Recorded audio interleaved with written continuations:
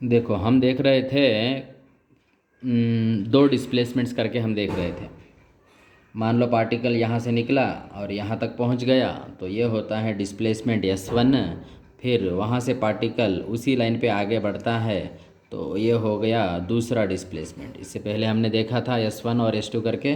मान लो ये है S1 और दूसरा S2 जो है मान लो ऐसे है, और ये 5 है, मान लो ये 5 है और ये 4 है। तो कंप्लीट जर्नी का इनिशियल पॉइंट यहाँ पे है और फाइनल पॉइंट वहाँ पे है।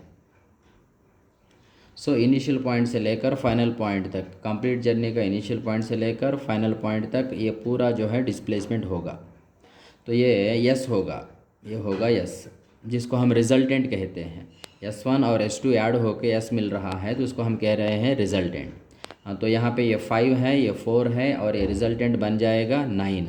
अगर S2 जो है इस तरीके से है, S2 ऐसे ना रहते हुए S2 अगर ऐसे है तो ये होगा रिजल्टेंट, जो डेफिनेटली 9 से कम होगा। अगर S2 ऐसे है तो ये होगा रिजल्टेंट और कम होगा। अगर S2 ऐसे है तो रिजल्टेंट और कम होगा। मतलब S1 और S2 का इफ़ेक्ट कम होते जाएगा और कम से कम रहेगा जब S1 और S2 दोनों अपोजिट रहेंगे।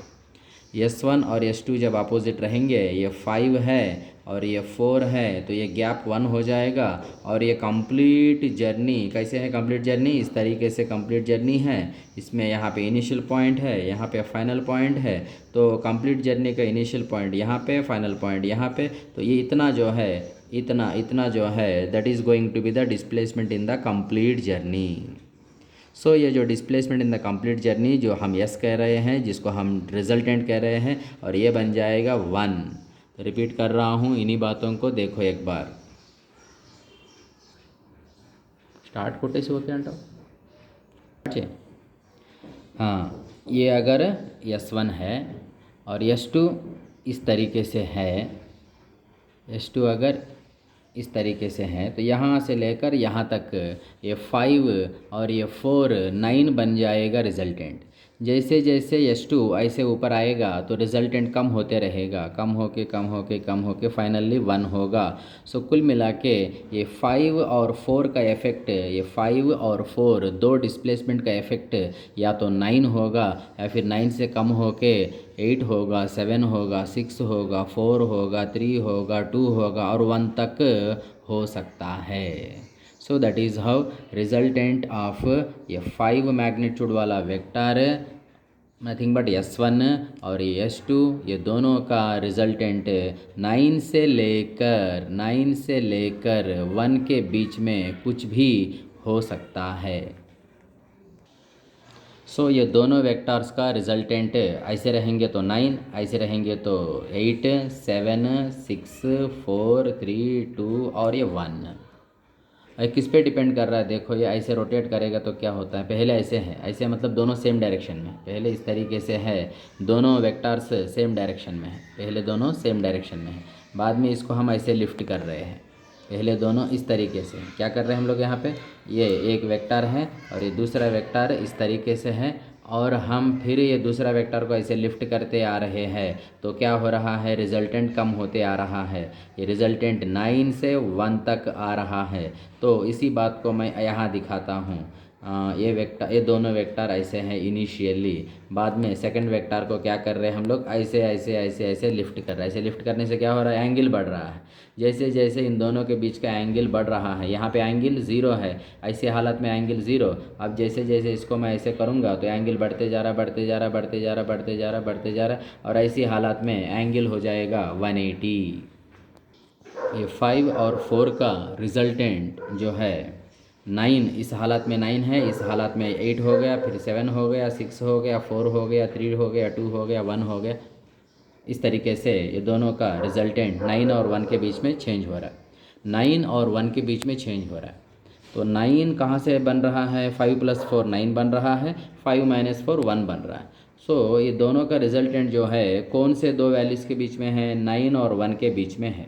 9 और 1 के बीच में होना चाहिए करके कहाँ से पता चल रहा है? ये 4 और 5 से पता चल रहा है। और 9 और 1 के बीच में 9 है कि 8 है कि 6 है कि 7 है कि 4 है कि 3 है कि 2 है, कौन बताएगा?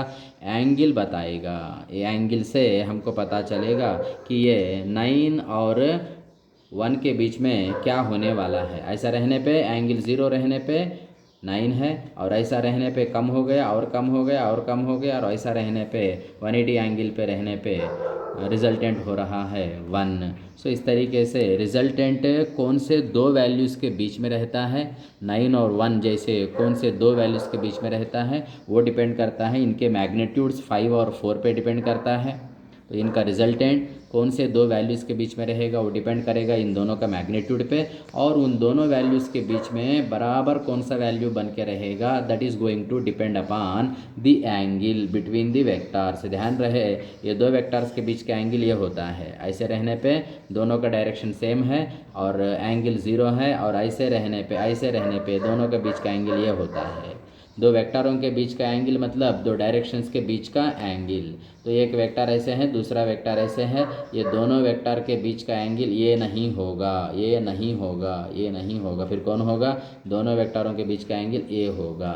सो दो वेक्टरों के बीच का एंगल देखना चाहते हो तो ये जो एक वेक्टर ऐसे है, ठीक है, अब दोनों के बीच का एंगल अच्छे से देखना है तो दूसरा वेक्टर को इधर लेके आ जाओ, इधर लेके आओगे तो वेरी क्लियरली एंगल दिखाई देगा। तो किसी भी वेक्टर को एक जगह से दूसरी जगह पे ले जा रहे हो तो वेक्टर नहीं बदलता है, ये जो वेक्टर है ये वही वेक्टर है, जब तक इसको हम रोटेट नहीं करेंगे तब तक वेक्टर नहीं बदलता है। तो यहाँ एक वेक्टर है, उसी वेक्टर को मैं यहाँ से उठा के इधर ले जाऊँगा तो वेरी क्लियरली मुझे दिखाई देगा दोनों के बीच का एंगल क्या है। दो वेक्टरों के बीच का एंगल देखने के लिए दोनों वेक्टर से एक पॉइंट से शुरू होना चाहिए। दो वेक्टर से एक ही पॉइंट से शुरू हो रहे हो या फिर दो वेक्टर्स एक ही पॉइंट पे एंड हो रहे हो तो दोनों के बीच का एंगल वहाँ पे डायरेक्टली दिखाई देता है। दो वेक्टर्स अगर एक पॉइंट से शुरू नहीं हो रहे, एक पॉइंट पे एंड नहीं हो रहे, जैसे कि यहाँ पे हो रहा है, अब ये दोनों की कहानी देखोगे, ये दोनों की कहानी अभी ऐसे देखोगे, ये दोनों की कहानी जब ऐसे देखोगे तो ये दोनों एक जगह से शुरू नहीं हो रहा है, एक जगह पे एंड भी नहीं हो रहा है। तो यहाँ जो एंगल दिखाई दे रहा है, कौन सा एंगल यहाँ पे, यहाँ जो एंगल ये जो दिखाई दे रहा है ये दोनों के बीच का एंगल नहीं होगा। और कौन होगा एंगल देखना चाहते हो तो इसको आगे लेके आओ, इसको आगे लेके आओ, फिर इसको पीछे लेके आओ, इसके आगे लेके आओ, और यहाँ दिखाई देगा दोनों के बीच का एंगल। दो वेक्टरों के बीच का एंगल मतलब दो डायरेक्शंस के बीच का एंगल होता है।